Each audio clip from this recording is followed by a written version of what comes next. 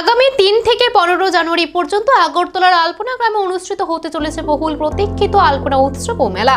তথ্য ও সংস্কৃতি দপ্তরের উদ্যোগে এবং আগরতলা পৌর নিগমের সহযোগিতায় এই উৎসব ঘিরে শুরু হয়েছে জোর প্রস্তুতি। এই উপলক্ষে আজ এক গুরুত্বপূর্ণ বৈঠক মিলিত হন আগরতলা পৌর নিগমের মেয়র দীপক মজুমদার সহ অন্যান্য বিশিষ্ট ব্যক্তিরা।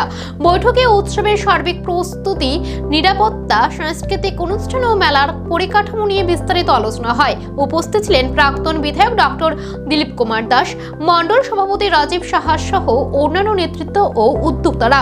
আলপনা শিল্প, সংস্কৃতি ও ঐতিহ্যকে সামনে রেখে এই উৎসব ঘিরে সাধারণ মানুষের মধ্যে ইতিমধ্যে উৎসাহ চোখে পড়ার মতো।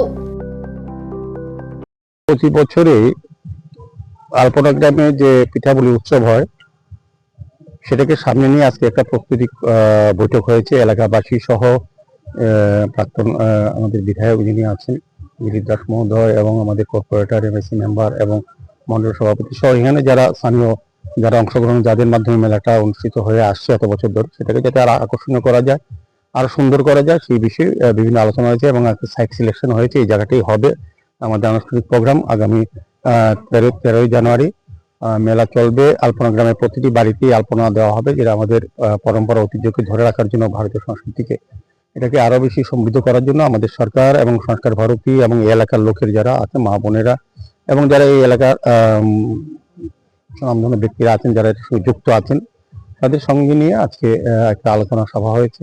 কিন্তু সিদ্ধান্ত হয়েছে 13 তারিখ আনুষ্ঠানিক উদ্বোধন হবে এবং মেলাকে যাতে আরো প্রাঞ্জল এবং ভালো করা যায়, কিছু স্টলের ব্যবস্থা করা হবে, এসএসজি গ্রুপের মহিলাদেরকে অন্তর্ভুক্ত করা হবে, এলাকার লোককে অন্তর্ভুক্ত করে একটা